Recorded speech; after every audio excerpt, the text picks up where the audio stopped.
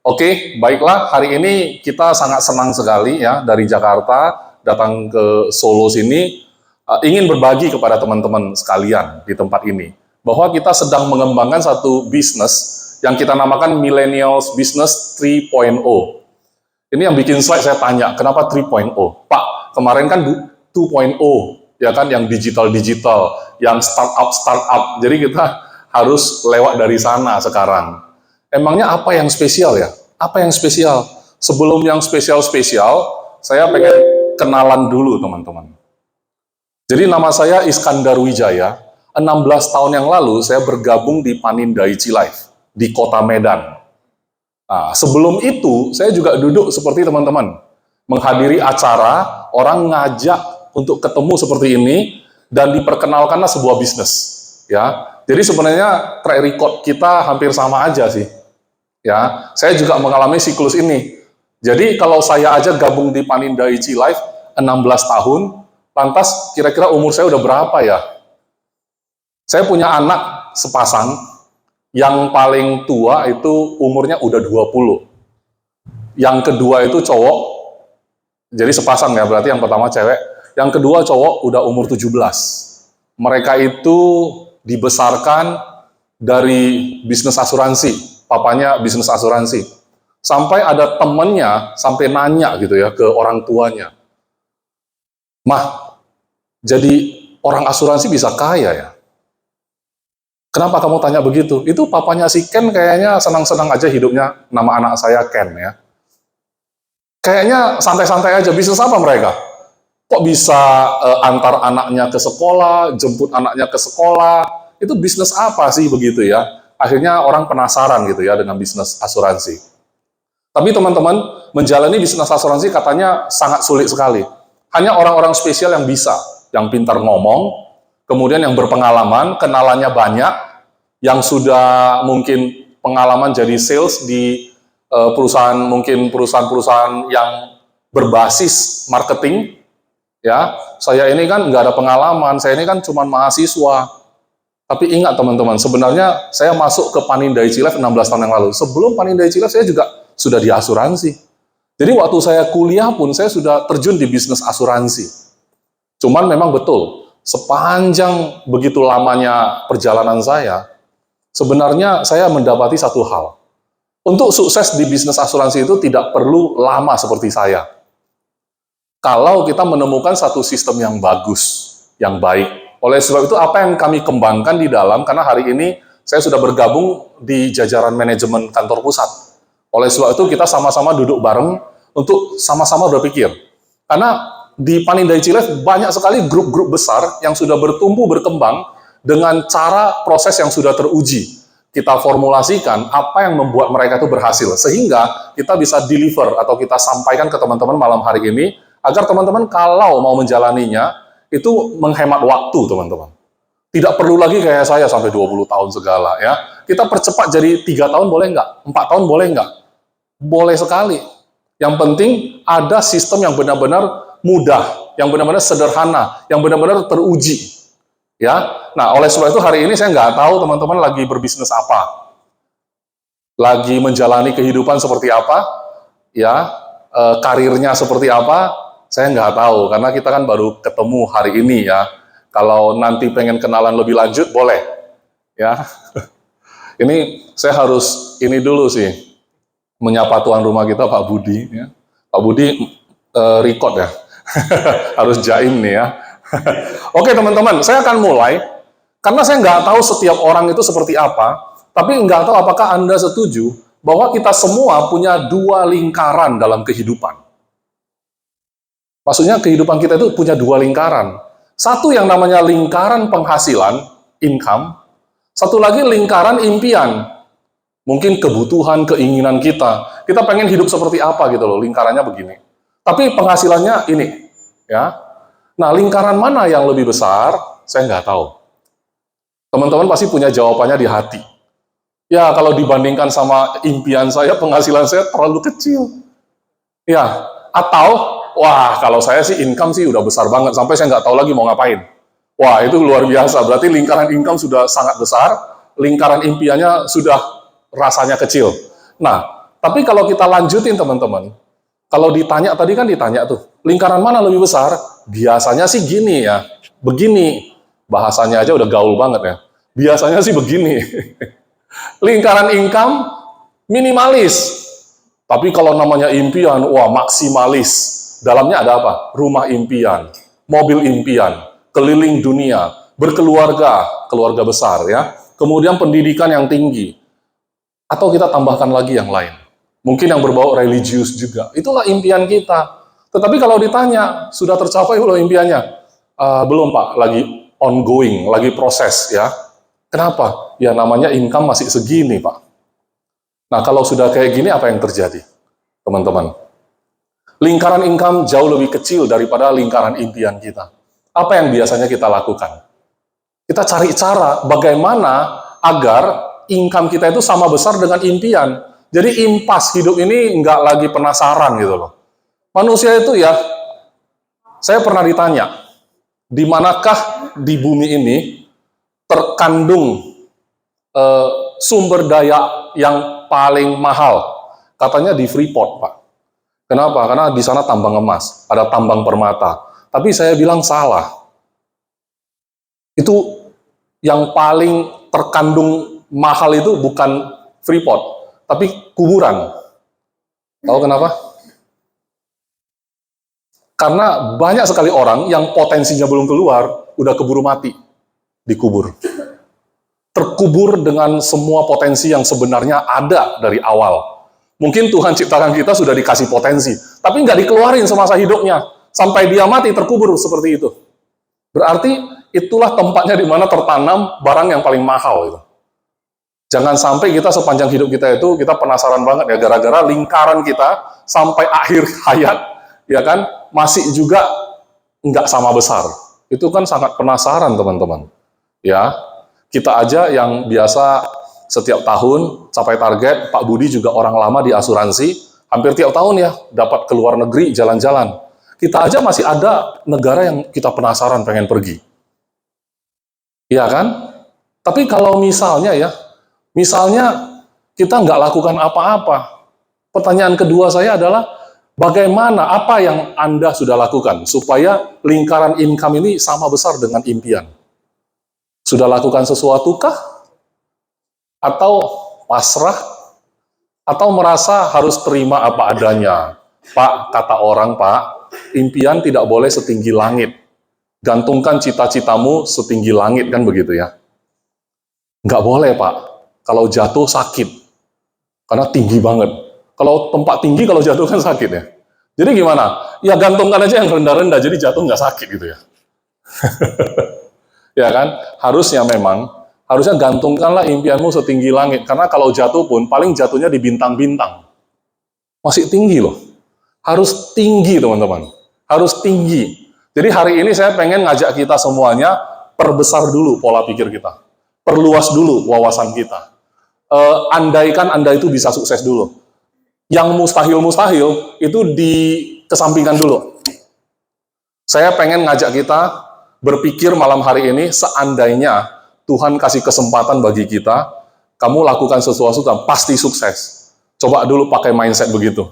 Jangan pikir gagalnya dulu. Karena kalau kita pikir gagalnya, semua pun kita nggak bisa jalani. Ya kan? Kita harus punya harapan dulu. Nah, apa yang sudah kamu lakukan agar lingkaran income dan lingkaran impian itu sama besar? Kamu punya opsi. Opsi itu pilihan. Ada berapa pilihannya? Ada 2. Pilihannya apa? Yang pertama, kecilkanlah lingkaran impianmu. Biar sama besar kan? Kan income sama impian, tadinya impian lebih besar. Gimana supaya sama besar? Kecilkan aja impiannya, kan sama besar. Kalau saya sama Pak Johan, ya kan ditanya, kamu kalau nggak bisa capai target, supaya capai target apa yang kamu lakukan? Turunkan aja targetnya, pasti capai.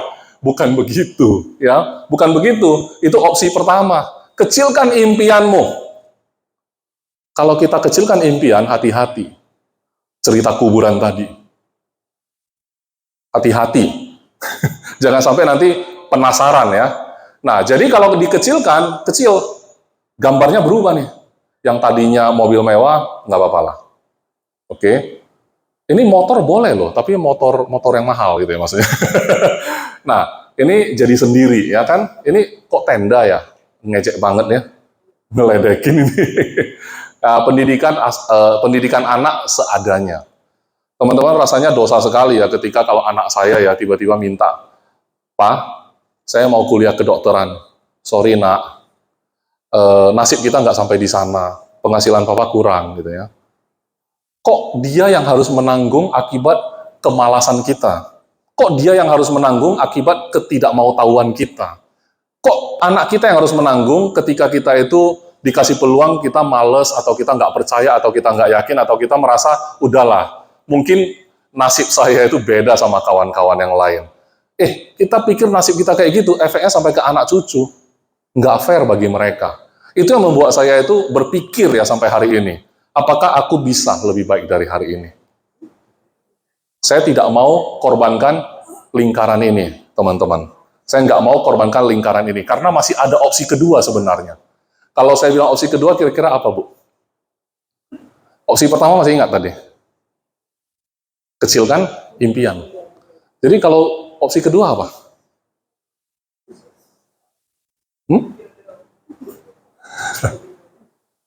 Besarkan penghasilanmu. Ini kan lebih bagus ya teman-teman. Betul nggak? Setuju nggak? Pertanyaannya, sudah kita lakuin belum gitu ya? Pak, belum ada kesempatan. Oke, malam hari ini, mungkin saya ini utusan Tuhan kali ya. Kasih kesempatan kepada kita semua untuk berpikir, jangan-jangan memang ini. Jangan-jangan selama ini kita pikir ya gimana ya mengubah lingkaran penghasilan saya. Bukannya kita cuek, kita mau sih. Tapi belum ketemu aja gitu loh. Tapi kalau saya bilang mau tambah income, jadi agen yuk. Waduh, pikirannya, wah susah. Wah, mau prospek siapa? Mau tawarin siapa? Kenalan saya dikit, pendidikan saya nggak cukup. Ya, nggak tahu, kendaraan saya nggak ada. Banyak alasan. Dan itu menunjukkan kita kreatif. Orang yang banyak alasan itu kreatif, tapi dipakai untuk negatif. Padahal orang yang sangat kaya itu awalnya juga miskin banget. Semua juga nggak ada. Tapi ada satu orang yang memutuskan rantai itu. Saya berharap itu orang adalah Anda sekalian yang ada di tempat ini. Ya, yang memutuskan rantai itu. Opsi mana yang lebih menantang? Mau besarkan penghasilan atau kecilkan impianmu? Mana yang lebih menantang? Dua-dua menantang. Dua-dua berefek kepada orang-orang yang kita cintai. Jadi kalau saya itu lagi lemes ya, kadang-kadang ketemu tantangan dalam bisnis asuransi, saya selalu sediakan foto keluarga. Kenapa? Kalau misalkan saya harus menyerah, saya pikir efeknya mereka loh. Kalau efeknya cuma ke saya sih nggak apa-apa. Tapi teman-teman mungkin ngejawab saya, Pak, itu kan kamu. Kalau saya kan belum berkeluarga. Saya mau pakai foto siapa? Pacar juga belum. Tapi kan ada orang tua.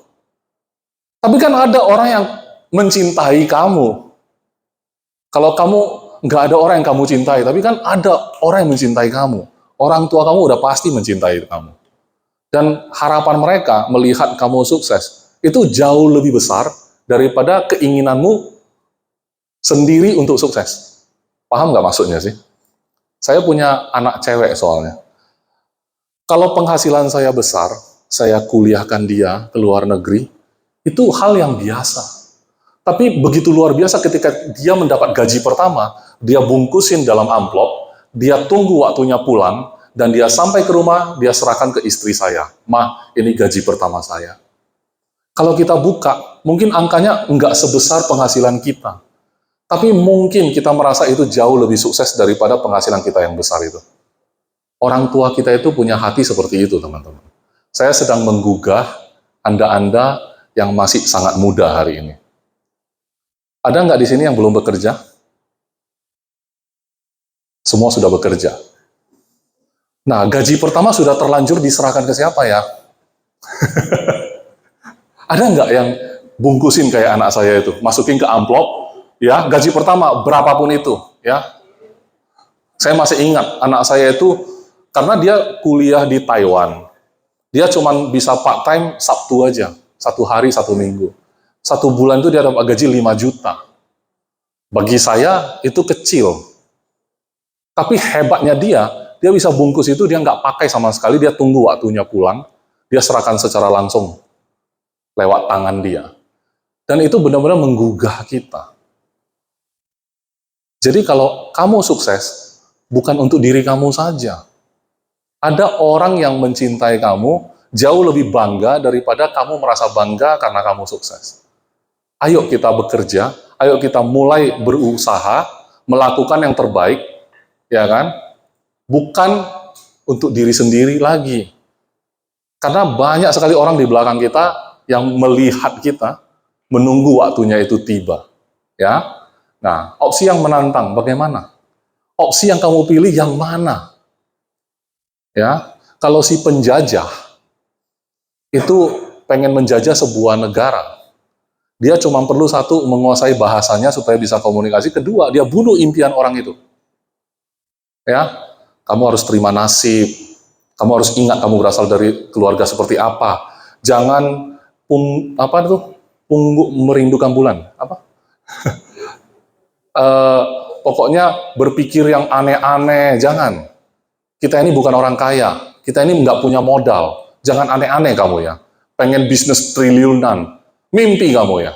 Mau jadi konglomerat, coba berkaca dulu. Supaya impian kita terbunuh, sehingga kita bisa dijajah. Jadi tolong, kalau orang coba bunuh impian kita, jangan izinkan. Cuman sedihnya, yang bunuh impian kita bukan orang lain, kita sendiri. Karena kita pikir, kalau ingin berubah yang ekstrim, kita nggak mampu, kita nggak rela. Kenapa? Karena kalau bicara hidup, kita selalu ada pilihan A dan B. Kemarin Pak Johan ngajak saya, Pak Budi ngajak saya, Pak Iskandar bisa nggak hadir di Solo, bicara. Soalnya saya dan Pak Johan wilayahnya dibagi nih.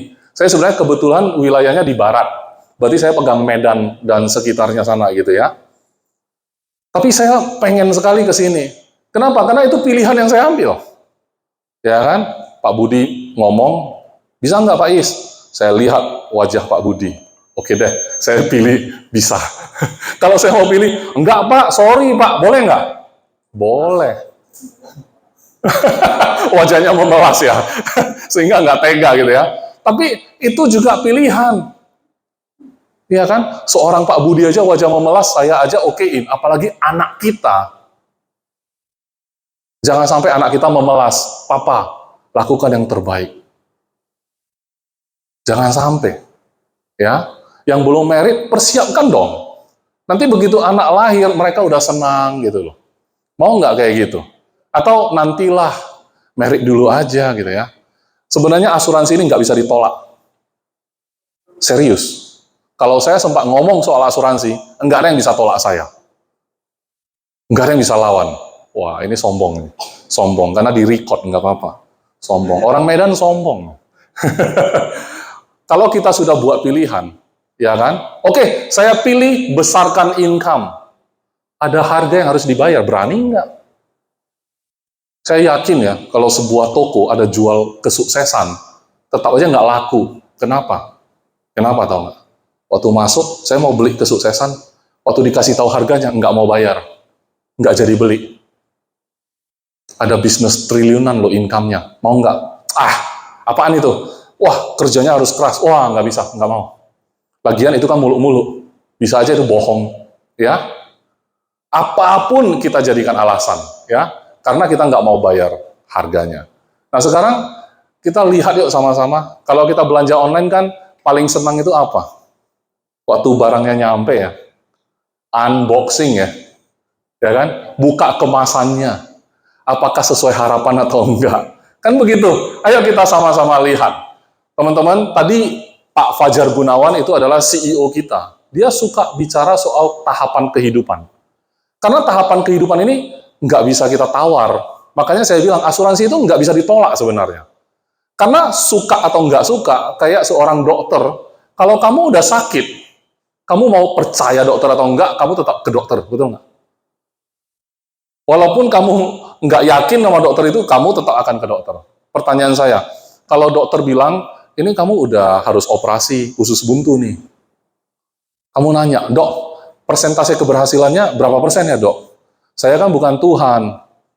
Ya umur di tangan Tuhan. Misalnya dokter ngomong gitu, kamu tetap operasi nggak? Nggak ada jaminan loh. Karena dia bukan Tuhan. Izinkan nggak? Percaya nggak percaya, lakuin juga. Terus kita bilang, sekolah, saya nggak tahu disekolahin ke sekolah yang biasa itu bagus nggak sih anak saya kalau saya kirim ke sekolah formal.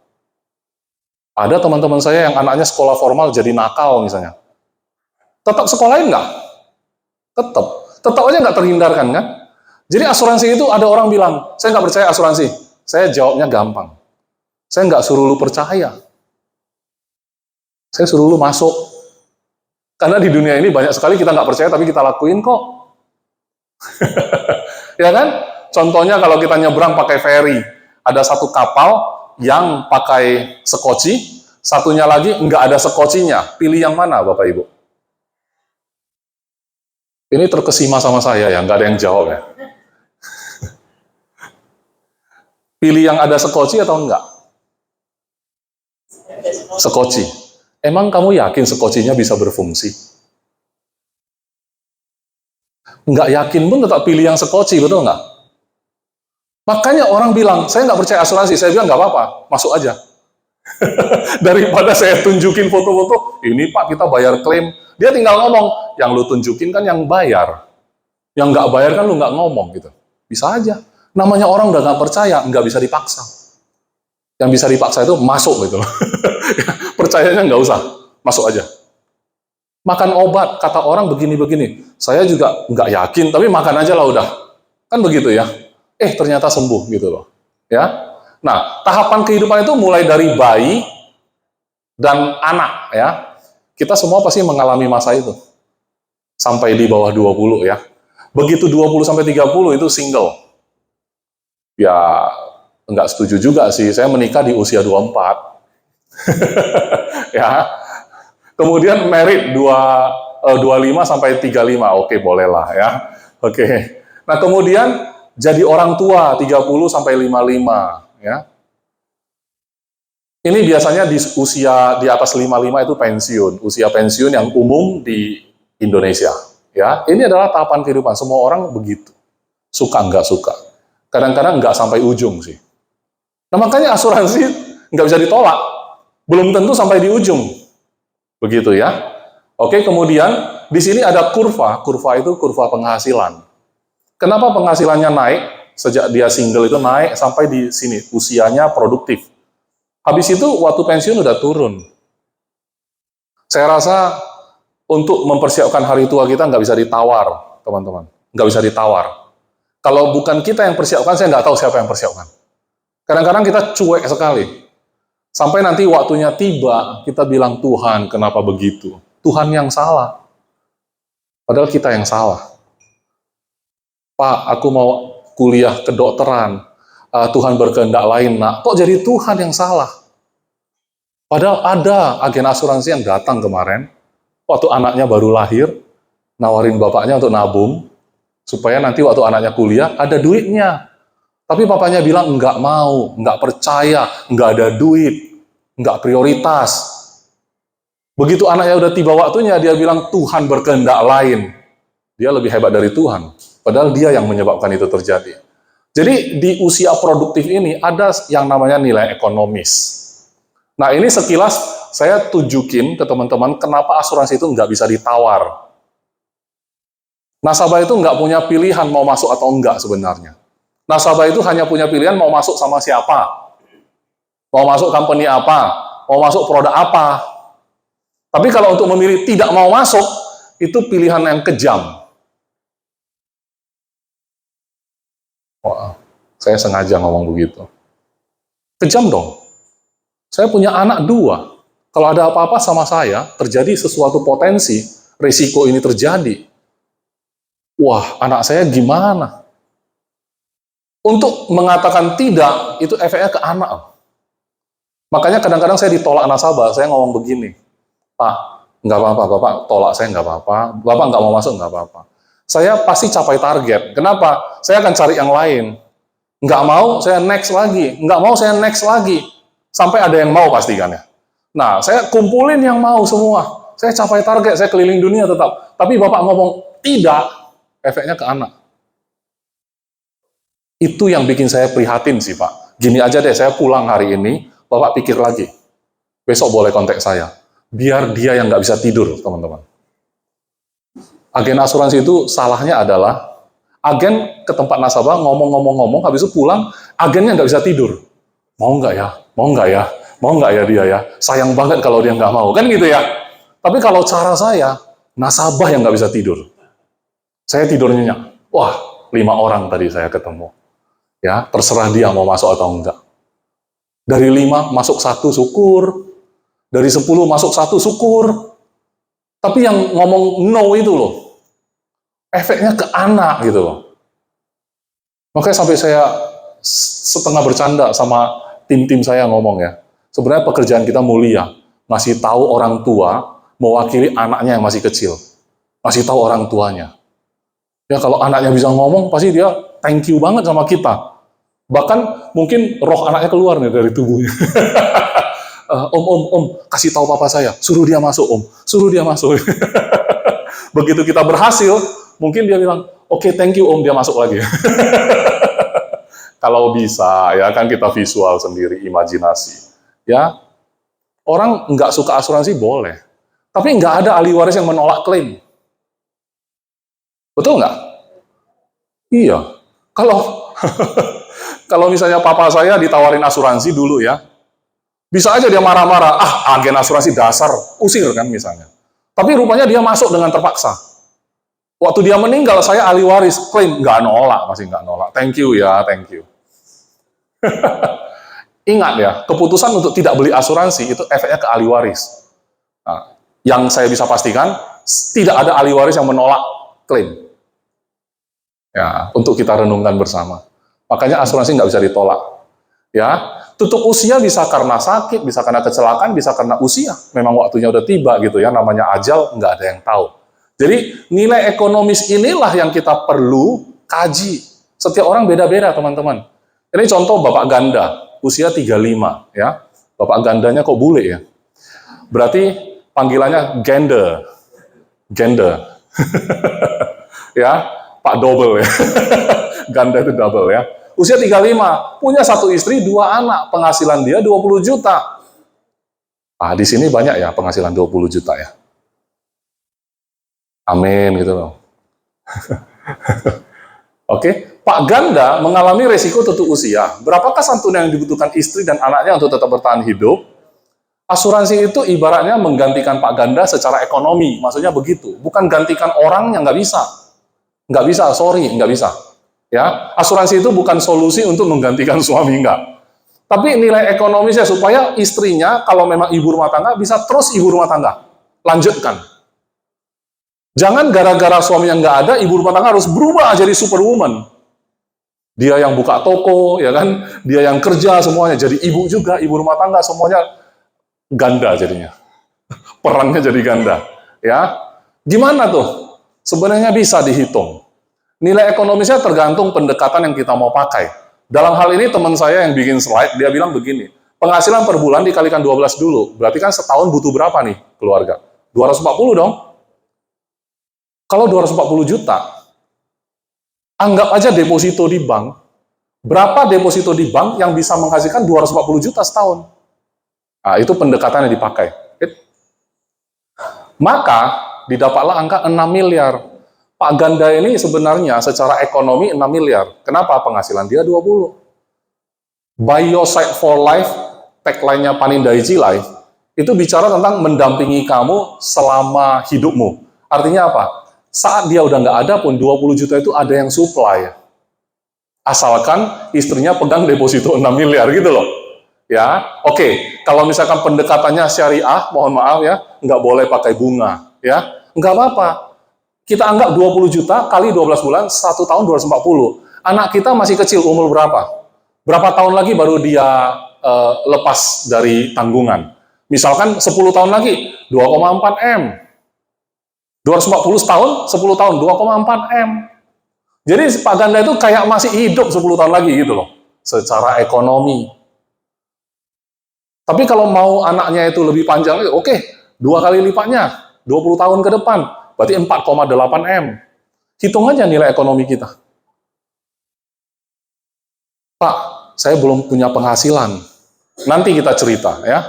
Justru itu Anda hadir, nggak punya penghasilan, biar kita kasih penghasilan ya. Cuman kita harus ngerti dulu caranya menghitung nilai ekonomis seorang pribadi ya. Sudahkah Anda siapkan? Ini warisan ideal ya sebutannya. Oke, ini saya kasih contoh kalau bicara ke orang untuk asuransi, simple sebenarnya. Ini salah satu contoh aja. Kalau mau tahu bagaimana cara jual asuransi, tanya Pak Budi nanti ya. Dia pinter jualan, teman-teman. Ya. Nah, cara ngomongnya simple. Semua orang kerja untuk apa, teman-teman? Untuk penghasilan. Penghasilan untuk apa? Bayar biaya hidup. Kemudian apalagi? Harus nabung. Teman-teman, di sini ada nggak ya? Penghasilan berapa, langsung habis sebulan. Ada nggak? Nggak ada ya? Nggak ada ya? Semuanya berlebih ya? Sebenarnya kaya atau enggak, kaya atau miskin bukan tergantung penghasilan besar atau kecil loh teman-teman.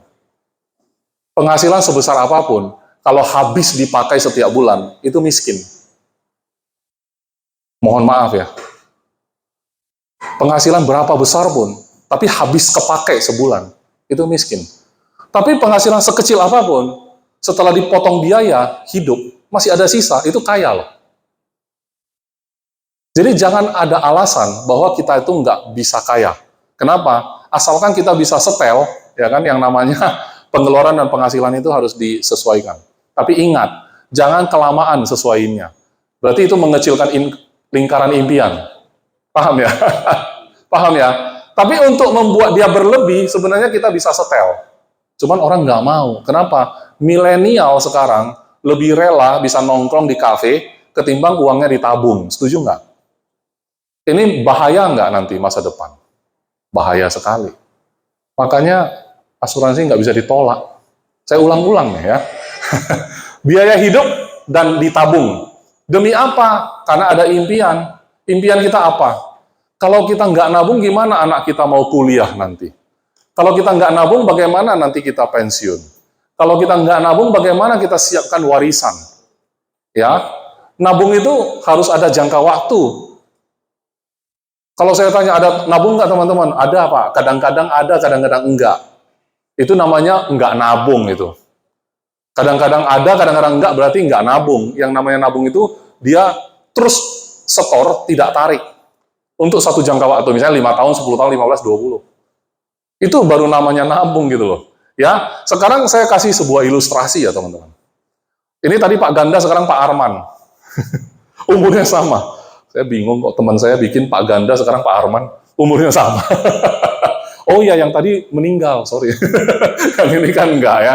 Oke, kalau dia nabung kan biasa di bank ya. Nabunglah katakan 10 juta, 10 juta, 2 tahun, 3 tahun, 4 tahun, 5 tahun, 6. Tahun ke-6, itu batu nisan.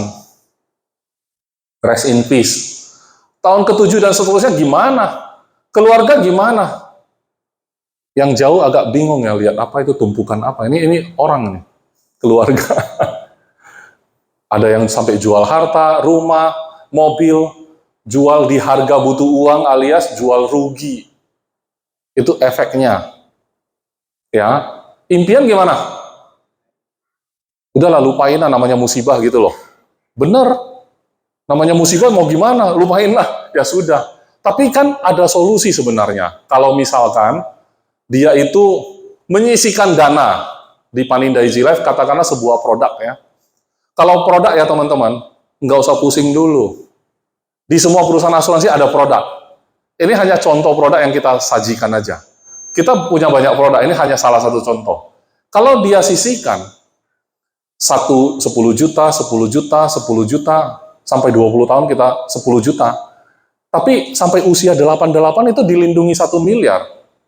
kalau dia tutup usia. Jadi dari tahun pertama sampai 88 usia dia, itu dilindungi 1 miliar. Tapi ini hanya contoh ya teman-teman. Contoh usia 35, contoh saja, contoh. Sebenarnya nggak perlu segitu sih, hanya contoh. Impiannya gimana? Jadi gini loh, ini semua nggak perlu kena nih. Makanya ada orang bilang, misalnya asuransi kesehatan. Wah, saya nggak punya duit masuk asuransi kesehatan. Bayarnya mahal, betul kan ya? Saya bilang, enggak, duitmu banyak berarti. Loh, kenapa? Iya dong. Kalau kamu nggak mau bayar asuransi, berarti duitmu banyak. Maksudmu apa? Maksud saya, bayar premi 1 juta sebulan, kamu nggak rela, nggak mau, nggak ada duit. Tapi nanti kalau sakit, di rumah sakit, tagihannya 200 juta, kamu punya duit, hebat. Hebat. Iya kan? Betul kan? Nawarin asuransi kesehatan nggak mau, berat. 1 juta sebulan berat. Tapi begitu dia nggak punya asuransi, rawat inap, tagihannya 200 juta, jadi punya duit, hebat ya. Itulah manusia, ya. Kemudian, ini premi dan pertanggungan tergantung usia ya teman-teman. Sebenarnya, ini saya mau tunjukin, sebenarnya kalau usia 35 beneran Arman, saya udah bikin proposalnya, bayar 20 tahun, sebenarnya nggak sampai 1 juta. 700-an ribu pun bisa. Perlindungan 1 miliar. Ini hanya contoh ya teman-teman, hanya contoh. Dan ini angka realnya kalau 35 itu seperti itu. Jadi tadi 1 juta itu hanya contoh aja sih. Kira-kira lah gitu ya. Nah, sesimpel itu kita bicara. Saya mau masuk ke sistem ini teman-teman. Ini poinnya, jangan kedipkan mata. Hanya dengan 1 juta per bulan guys katanya ya, sudah bisa memenuhi tanggung jawab kita, yang tadi itu Pak Arman. Semakin dini semakin baik, semakin murah. Karena produk tadi itu, karena usia 35, kalau usia 45, mungkin harus 1 juta lebih, mungkin. Nanti harus dihitungin. Ya, kalau usia 50, mungkin lebih lagi, harus dihitungin. Tadi sih usia 35 sih 700-an. Lebih mudah lagi, lebih murah lagi gitu loh. Semakin dini semakin murah, ya. Nah, sekarang ceritakan hal ini yuk. Cuman ke minimal 2 teman per hari. Teman-teman sehari ketemu berapa orang biasanya? Dalam sehari biasanya ketemu orang berapa orang? Banyak ya? Lebih dari 2 kan? 20 pun ada ya? Cuman nggak tahu ngomong apa ya. Ngomongin apa, ngalor ngidul ya. Kontennya itu nggak jelas. Ada yang cuma ngobrol basa-basi lah, ada yang makan bersama lah, ada yang hahaha lah. Isinya nggak ada kadang-kadang. Padahal ya, kita cuma ubah topik pembicaraan. 2 orang per hari aja. 2 orang per hari aja. Ingat, SMS. Ini supaya gampang ingat aja. Kalau kita mau berbisnis, kita harus punya sistem yang sederhana. Ya. Kemudian harus mudah. Sederhana itu apa? Kalau ngomong asuransi itu harus sederhana. Jangan ribet banget gitu loh. Ya kan? Sampai saya harus menguasai bahannya sampai dalam gitu loh. Training terus, training, tapi nggak jalan. Berarti nggak sederhana, ribet. Harus yang sederhana. Berikutnya, harus mudah. Mudah artinya, saya bisa, Pak Budi bisa, kamu bisa, dia bisa, semua bisa. Nah itu mudah. Kalau misalkan orang tertentu saja yang bisa, berarti nggak mudah. Kalau hanya sarjana yang bisa, berarti nggak mudah. Mudah itu artinya semua kalangan itu bisa paham. Itu mudah. Segala usia itu bisa jalanin. Itu namanya mudah. Kecuali anak kecil dong ya. Belum punya KTP nggak bisa gabung ya. Kalau sudah punya KTP, bisa. Kenapa? Karena mudah. Ya. Kemudian sistemnya harus teruji. Seperti yang saya bilang tadi. Paling dari Life, tim besarnya itu ada di wilayah barat itu udah membuktikan dengan bisnis ini dijalankan tidak sendiri, tapi pakai grup besar orang, itu benar-benar efeknya luar biasa. Panindah Life sudah mencetak banyak sekali miliarder yang penghasilannya gila-gilaan, yang hidupnya berubah 180 derajat. Banyak sekali testimoni kalau misalnya kita mau dengar ya. Cuma pertanyaannya kalau saya tampilin testimoni itu datang ke sini 100 orang, teman-teman dengarnya juga lewat. Sia-sia. Saya yakin teman-teman pernah ya ikut acara beginian. Betul nggak? Pernah ya ikut beginian. Asuransi lah, multi level lah, apapun itu. Ya kan? Pasti pernah. Orang yang bicara di depan, wah sukses, tampilin mobil mewahnya, rumah mewahnya. Terus, apa yang terjadi sama diri kita? Nggak ada. Kenapa? Karena tampilin begitu doang kan dia. Efeknya ke kita apa? Makanya saya nggak perlu tampilkan. Kenapa? Yang paling penting adalah masa depan kita sendiri masing-masing. Memutuskannya atau tidak gitu ya. Nah, ini 369 ini adalah sistem yang kita buat supaya mudah diingat. Di Panindai Cilev kita terapkan 3 layer, nanti saya jelasin apa itu 3 layer. Cuman 3 lapis, kita cuma punya 3 posisi. Jadi tidak susah-susah. Kalau Anda setahun naik pangkat, peringkat, tahun depan naik lagi peringkat, sudah, itu sudah mentok. Jadi hanya 3 layer ya, nanti saya jelasin ya. 6 tahun, jadi sekali saya jualan, yang tadi itu produk 1 juta itu, saya punya penghasilan 6 tahun. Memang menurun sih, tetapi kan 6 tahun itu ada penghasilannya. Ya, di perusahaan lain mungkin kalau sebagai leader ya, sudah naik pangkat itu kan dapat namanya overriding. Itu paling 2 tahun, di tempat kita 6 tahun. Ya, kemudian ada 9 generasi. Nanti saya akan jelasin, karena 3 layer itu kan, begitu ada orang yang naik sama pangkatnya, itu namanya generasi 1. Nanti di bawahnya naik lagi sama pangkatnya, itu generasi 2. Sampai 9 generasi, itu dalam sekali teman-teman. Itu satu bisnis yang luar biasa. Jadi 369 itu dicapai dengan cara 1-2. Apa itu? 1 hari cukup ketemu 2 orang. Apakah ini muluk-muluk, 1 hari jumpa 2 orang ngobrol gitu? Muluk-muluk enggak? Enggak lah ya, masuk akal ya. Kalau sampai bisnis cuma ngobrol, enggak bisa juga. Saya enggak tahu mau bisnis apa lagi. Bisnis cuma ngobrol ya enggak bisa. Buka toko itu lebih berat loh, ketimbang cuma ngobrol 2 orang sehari. Buka toko aja orang lakuin, sampai sukses. Ya kan? Padahal toko itu nggak bisa dipaksain ya, datangin ke orangnya. Toko itu harus dibuka, orang baru datang. Kita nggak bisa paksa orang datangin toko kita. Betul kan? Gimana kalau toko kita yang kita datangin ke orang? Bisa nggak? Bisa, Tokopedia kan bisa. TikTok kan bisa. Ya kan? Akhirnya toko yang konvensional tersaingi. Gara-gara toko-toko online begitu. Nah, asuransi gimana? Nggak bisa. Kita nggak bisa disaingi sama TikTok. Coba aja jualan asuransi pakai TikTok, nggak bisa. Kenapa? Asuransi itu harus personal. Harus ketemu orangnya. Harus tanya jawab. Setiap orang beda-beda. Nilai ekonomisnya beda, keluarganya beda. Nggak bisa kayak jual barang gitu loh. Berarti apa? Nggak bisa tergantikan posisi kita. Kita perlu ketemu orang, 1 hari jumpa 2 orang gitu. Oke, nah saya start dari 3 ya. Apa itu 369? 3 itu bicara 3 layer. Kita punya hierarki bisnis ada 3 level. Mulai dari business partner namanya, kita sebut BP. Kalau kita naik peringkat namanya business manager, BM. Naik lagi peringkat business director, BD. Jadi namanya 3 layer.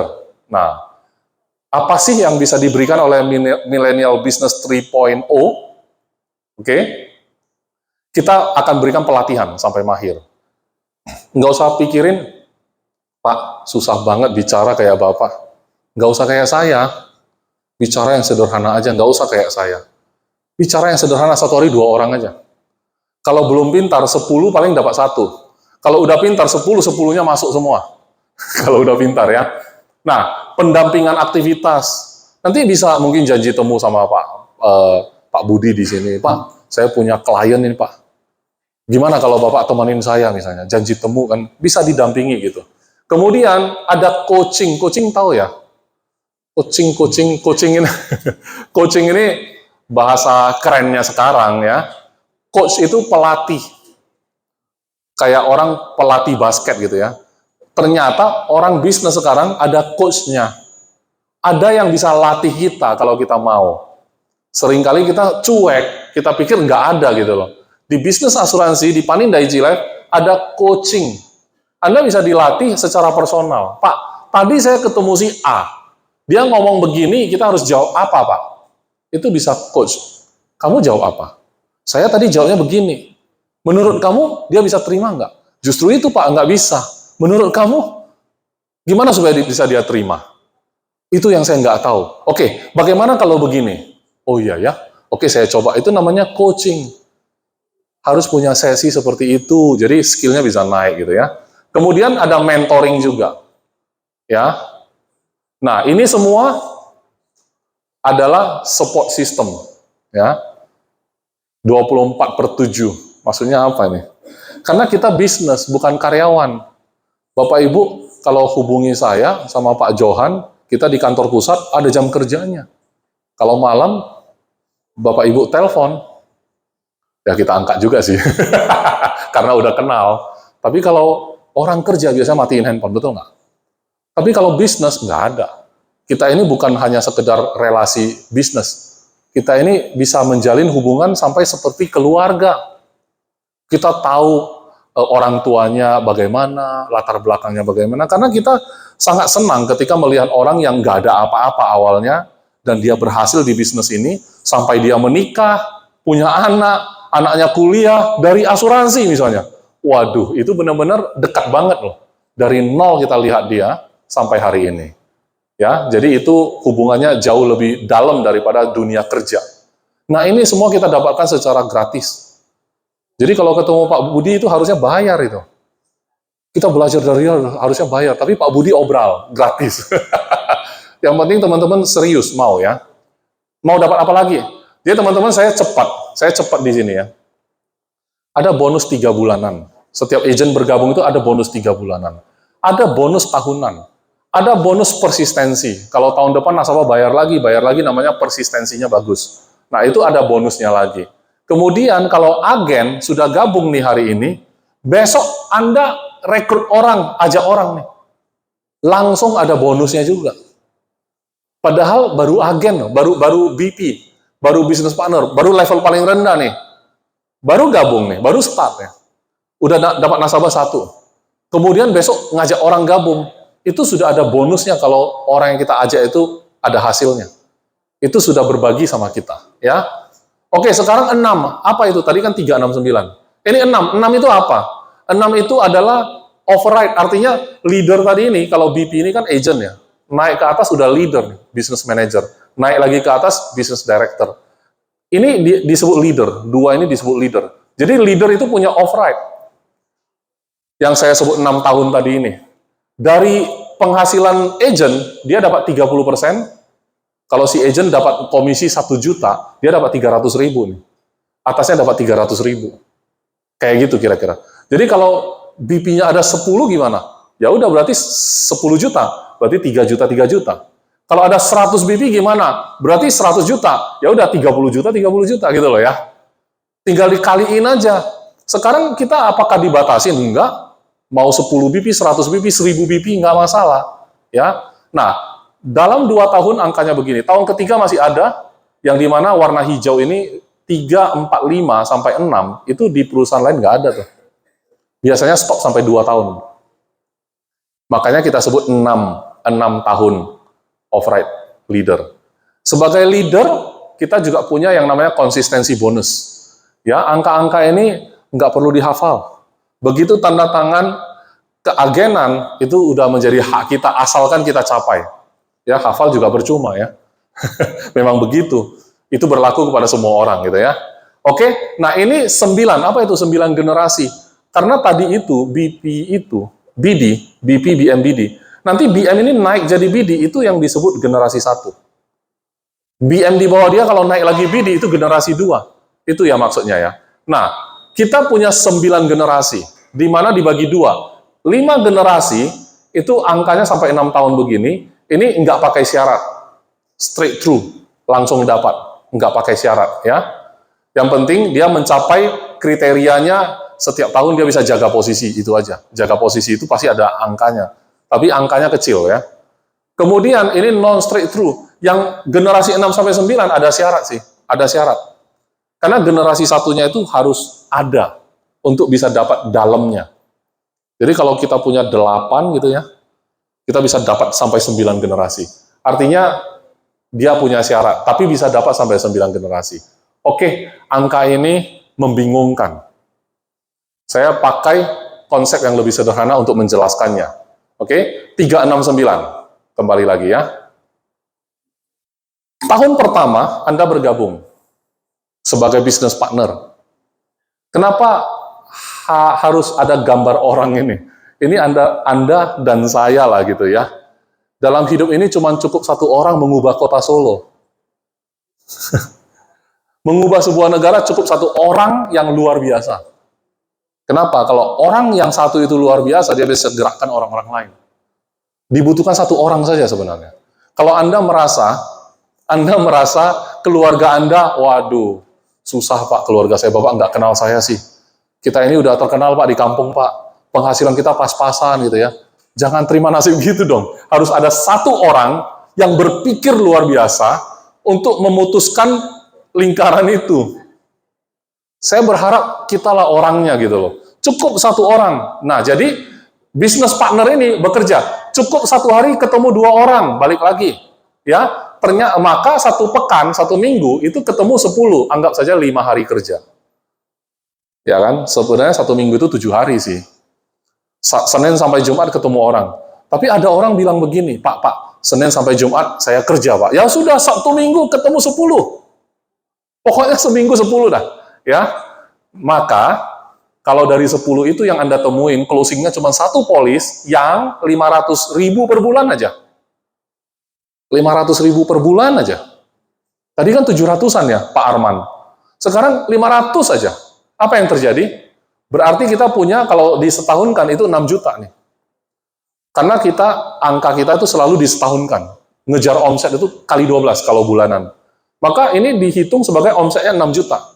Berarti setiap pekan, setiap minggu, 10 orang ini dapat 6 juta. Kalau gitu, saya hitungin lagi ya, 6 juta itu kalau kali setahun itu 52 minggu ya. Teman saya kok pakai pekan ya? Bingung juga. Minggu pokoknya. 52 minggu, 2 minggunya jalan-jalan. Cuti. Ya. Maka 50 kali 6 juta, omset kita itu sebenarnya 300. Sudah, gitu aja. Teman-teman pikir dulu. Oh, 300 datangnya itu sehari jumpa 2. Oh, 300 juta itu omset datangnya sehari ketemu 2. Udah gitu aja. Pak, nggak bisa Pak. Teman saya nggak bisa 500.000. Udah turunin. Kita bisa jualan sampai 100-an ribu kok. Cuman Anda harus kejar 300 lah pokoknya ya. Setahun itu 300 pokoknya ya. Nah, teman-teman, ini masih tahun pertama. Anda kerjakan 300. Tapi ingat, coba mulai ajak orang yang 100-100 aja, 2 orang. Mereka kan nggak sehebat Anda. Anda kan duluan join gitu loh. Duluan kenal Pak Budi. Dapat ilmunya sedot ya. Kejar 300. Ini 300 dapat jalan-jalan loh, ya Pak Budi ya. Istanbul loh. Tahun depan ke Istanbul loh kalau capai ini. Ini masih ada waktu loh, sampai bulan 12. Kalau dapat 300, Anda ke Istanbul. Gratis. Ya, bisa aja ini perjalanan ke luar negeri pertama gitu ya. Luar biasa, Istanbul ya. Kejar 300, rekrut 2 orang. Mereka cuma 100-100. Berarti omset ini 500, teman-teman. Teman-teman, kalau sampai di sini, jangan pikir sulit lah, nggak mungkin lah gitu ya. Tolong letakkan dulu yang tidak mungkin dan sulit itu. Itu yang bikin hidup kita nggak kemana-mana. Sekali-sekali, ya ayolah, lepaskan dirimu, bebaskan pikiranmu gitu ya. Jangan pikir itu gimana itu caranya. Pokoknya gini aja, 300, 100, 100, udah. Nah, kalau kayak gitu teman-teman, kita katakan develop 2 BP. Ya, sebutannya. 300 develop 2 BP. Nah, ini income-nya 9,2 per bulan. Kalau kayak gitu, penghasilannya 9,2. Saya sudah bantu hitung nih, ya teman-teman ya. Jadi nggak usah ribet-ribet lagi. Terus, lanjutannya apa? Anda akan dipromosikan ke business manager, karena udah capai 500. Naiklah tahun kedua. Nah, waktu tahun kedua, apa yang Anda kerjakan? Tetap 300, kerjakan lagi 100-100. ADE. ADE ini adalah kerjaan Anda tahun lalu juga. Anda ulangi. Kerjakan 300, rekrut 2 orang lagi. A dan DE ini. Terus kenapa B dan C? Itu yang orang tahun lalu ikut jejakmu. Berarti dia juga 300 plus 100-100 nih.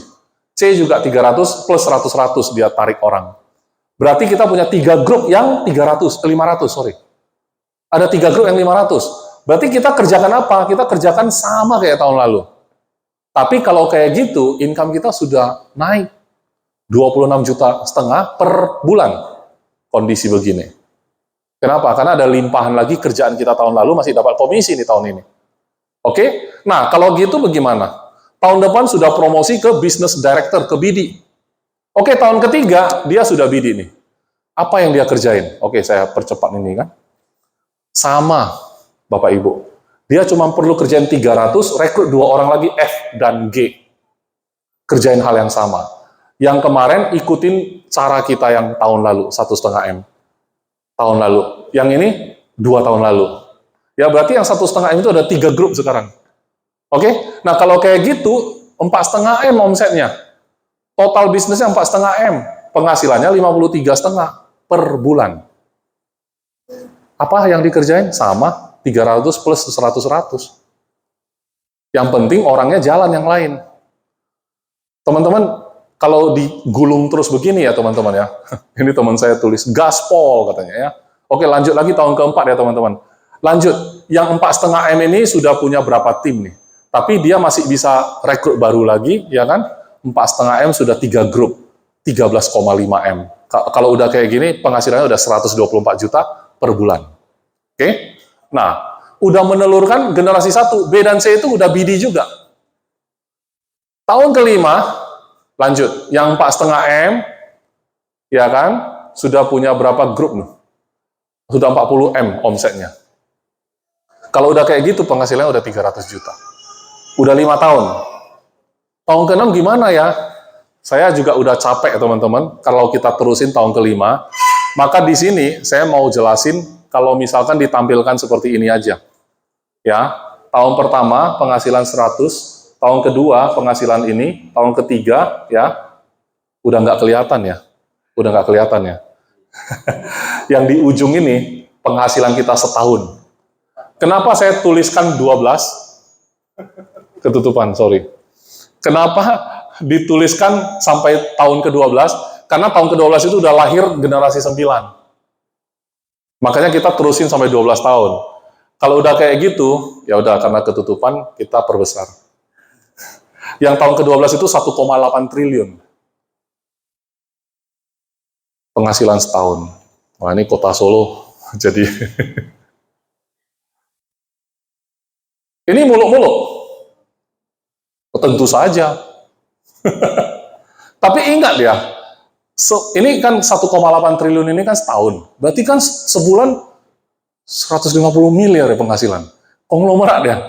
Pak, Bapak muluk-muluk. Iya, saya ngaku muluk-muluk, Pak. Saya ngaku. Tapi ingat loh, Pak. Awalnya berasal dari 1 hari ketemu 2. Waktu itu nggak muluk-muluk. Yang bikin muluk-muluk adalah pastinya nggak semua orang kayak kita. Itu yang benar. Yang realistis, nggak semua orang kayak kita. Itu realistis. Ini tadi kan yang kita hitungin kan kita gulung terus itu seolah-olah semua orang persis kayak kita. Kayak robot. Saya kerjain begini, dia kerjain begini, dia kerjain begini, itu juga kerjain begitu. Itu yang muluk-muluk. Nah, kalau gitu saya balik lagi ke slide ini. 1,8 triliun terlalu muluk. Kalau begitu, silakan teman-teman gagalkan 99%. Kalau kita gagal 99%, jatuhnya berapa? 180 M. Ya. Enggak, 18 M. 18 M bagi 12, 1,5 M per bulan. Udah gagal 99%. Ya. Hah? Sebulan. Kan 18 M. 18 M itu 1,5 M per bulan. Sudah gagal 99%. Maksud saya begini, setiap bisnis itu harus kita pikirkan potensinya. Sia-sia ketika kita merasa, oke lah saya mau jalani bisnis ini, tapi nggak ada harapan apa-apa. Coba-coba sajalah. Sekarang kita harus pikirkan, ini masuk akal atau tidak? Emang berasal dari mana ini hitungan? Ingat teman-teman, asal hitungannya adalah 1 hari ketemu 2 orang. 1 minggu closing 1 nasabah yang 500.000. 1 tahun ada 50 berarti. Oke, kalau rasanya muluk-muluk ya turunin aja. Tapi saya rasa, kalau dibanding sama modal kita untuk bergabung di bisnis ini, saya rasa terlalu minim modalnya. Orang kalau punya penghasilan 100 juta per bulan, pengen punya usaha apa itu? Modalnya berapa coba? Sekarang bisnis enak atau susah? Teman-teman pasti punya jawabannya masing-masing. Ya kan? Nah, potensi bisnis asuransi itu terlalu besar. Di Indonesia saja, orang yang punya polis itu masih sedikit. Kalaupun mereka sudah punya, saya tetap bisa jual. Kenapa? Karena nilai ekonomis dia naik terus tiap tahun. Atau bahkan banyak polis yang dia nggak pertahankan lagi. Karena kecewa sama perusahaan, kecewa sama agen, nggak ngerti produk. Ya, nyesel. Tiba-tiba Anda datang sebagai agen profesional. Dia masuk sama Anda. Itulah bisnis asuransi. Tapi ingat, sederhana, 36912. 36912, supaya teman-teman nggak bisa tidur malam hari ini. 36912. 36912. Supaya nggak bisa tidur ya, 369. 3 layer, 6 tahun, 9 generasi. Itu adalah bisnis yang kita tawarkan kepada Bapak Ibu malam hari ini. Sebenarnya itu kan secara income. Tapi sebenarnya yang paling disorot oleh orang lain terhadap agen asuransi adalah, wah, agen asuransi enak ya, jalan-jalan ke luar negeri ya. Jadi Panindaichi Life itu punya World Convention. Kemana aja sih? Nah, di sini ada yang namanya Silver Tree, ya, Istanbul yang saya sebut. Sebenarnya Istanbul itu targetnya itu cukup nggak kelihatan ya. Sebagai seorang BP, itu targetnya cuma 288. Jadi kalau teman-teman kerjain yang 300 tadi itu tembus tuh. Bisa dapat ya. Kemudian kalau Milan Gold Trip ya, Milan Jerman, Swiss Itali. Nah ini kita udah pernah pergi juga sih. Jadi sama Pak Budi ya, pernah ya ke Milan ya, Italia ya. Saya kenal Pak Budi udah lama teman-teman. Ya, kita sama-sama trip ke luar negeri gara-gara asuransi. Ya teman-teman, harapan saya bisa ketemu lagi teman-teman di Milan nanti. Kenapa nggak ke Istanbul? Ya karena saya mau ke Milan. Ya, teman-teman kejar Milan coba. Ya, bagi Anda-Anda yang mungkin selama ini sudah punya bisnis, bisa pertimbangkan. Mungkin ini bisnis masa depan kita, untuk anak kita, untuk generasi anak-anak kita. Dimana daripada mereka sia-siakan ya, namanya relasi mereka, waktu mereka, kalau ketemu teman ngobrolin apa sih? Jadi harapan saya adalah ini bisa dijadikan sebuah obrolan yang memang menghasilkan dan secara positif. Dan ini ada Elite Gold yang ditambah lagi ke Lake Como. Ya ini lanjutan, jadi kalau targetnya lebih besar. Kalau capai target yang lebih besar, maka ditambah lagi extend. Jadi Swiss Italy tadi ditambah lagi ya. Seperti itu. Nah malam hari ini, saya mau tutup presentasi saya dengan satu kutipan Richard Branson. Dia mengatakan, if somebody offers you an amazing opportunity, but you are not sure you can do it, say yes, then learn how to do it later. Artinya, selamat malam. Sampai jumpa lagi. Oke, artinya, kalau ada orang menawarkan Anda peluang yang luar biasa, tapi kamu nggak yakin bahwa kamu bisa lakuin, katakan ya dulu. Katakan ya dulu. Nanti belakangan cari tahu caranya bagaimana. Terlalu banyak kesempatan yang kita buang sia-sia karena kita pikir nanti nggak mungkin bisa. Nanti kita nggak mungkin bisa. Padahal luar biasa peluangnya. Tapi karena kita pikir, nggak mungkin, kita nggak say yes. Kita bilang no, pikir-pikir dulu. Jadi orang sukses itu kalau lihat peluang, dia ambil dulu. Nggak tahu caranya, dia akan cari tahu. Setuju teman-teman? Setuju ya? Jadi saya harap saya akan ketemu teman-teman di puncak kesuksesan bersama Panindaichi Life. Dan terima kasih sudah mendengar ocehan saya selama lebih kurang 1 jam ya. 1 jam ya. Terima kasih, sukses untuk Anda. Saya kembalikan ke MC kita, Serial. Thank you.